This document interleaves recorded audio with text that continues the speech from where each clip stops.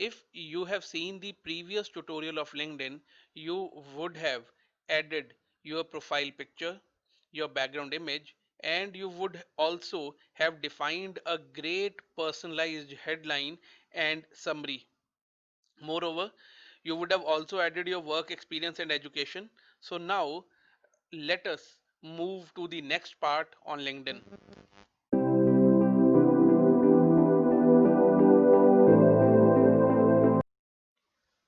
LinkedIn users have the ability to add skills to their LinkedIn profile.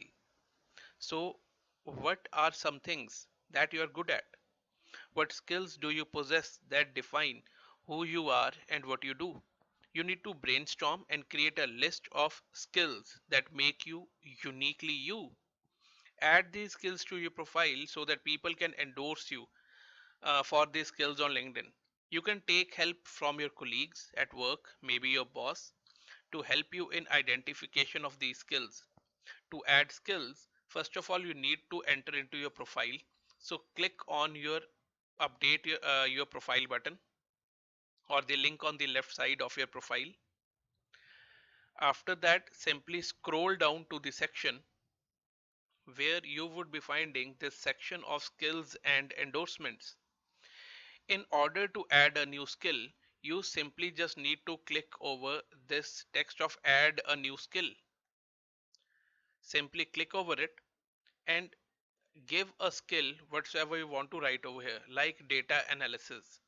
See, based upon your existing skills or your profile, LinkedIn is already suggesting me these different skills. I just need to click on this plus sign in order to add this particular skill to my profile. If I'll simply click over this university teaching, so it has moved to this part and the tick is here. In total, you can add 5050 skills to your profile.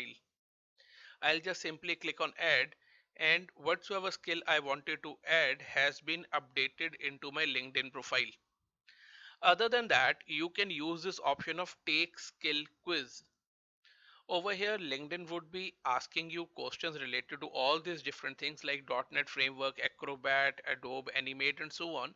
Whichsoever thing you are good at, there are n number of quizzes over here. Whichsoever thing you are good at, just click over it, answer few of the questions, and once you would have answered these multiple choice questions quiz, right, you would be getting a badge. Now you can put this badge onto your LinkedIn profile. See, it would remain private unless you would be sharing these badges. So you can just create or show your skills using this mode also. Let me close it. See, you would be finding this pencil bar along in this option of or in this section of skills and endorsements. If I'll click on this edit button, I would be finding all the different skills which I had added to my profile and which for which people has endorsed me for. So there are total 15 skills which are added. I can just grab the skill from these four bars icon which is appearing over here, and I can change the position wherever I want to put it. But if you'll see, there are pins in front of every skill, and these three pins are blue. It is simply indicating that these are pinned at the top. You can pin three skills of yours at the top. In my case, it is lecturing, educational leadership, and digital marketing. But if I need to change something in it, suppose I can change it like this. I would click on this blue pin. It has disappeared from there and it has added in the lower sections of the skills. And research is something which I want to bring at the top. So I'll click on this pin, and it has been added in the top skill section and the pin has turned blue. So this is how you can change the ordering of your skills. Other than that, once this is done, now I need people to endorse me for these skills. So you definitely need to check your endorsement settings. In this pop-up window of reorder skills and endorsements, at the bottom just along with save button, you would be finding this option of adjust endorsement settings. You would be finding three options over there, and I'll suggest you keep all these three to yes. See, it is I want to be endorsed. Yes, I want to be endorsed. I have again put yes to include me in endorsement suggestions to my connections and show me suggestions to endorse my connections also. See, it is give and take. If I would be endorsing others for their skills, that is why others would also be endorsing me for my skills. So you should keep all these three options open. I would close it, and I am able to define properly my skills and endorsements. So if you'll see over here, I'll click on show more. I have found that people have been endorsing me for my lecturing. People have been endorsing me for digital marketing, for research, and so on. So these are the different skills that I have listed on my profile, and these are the different number of people who have endorsed me for it. For team management 12, educational leadership 13, and so on.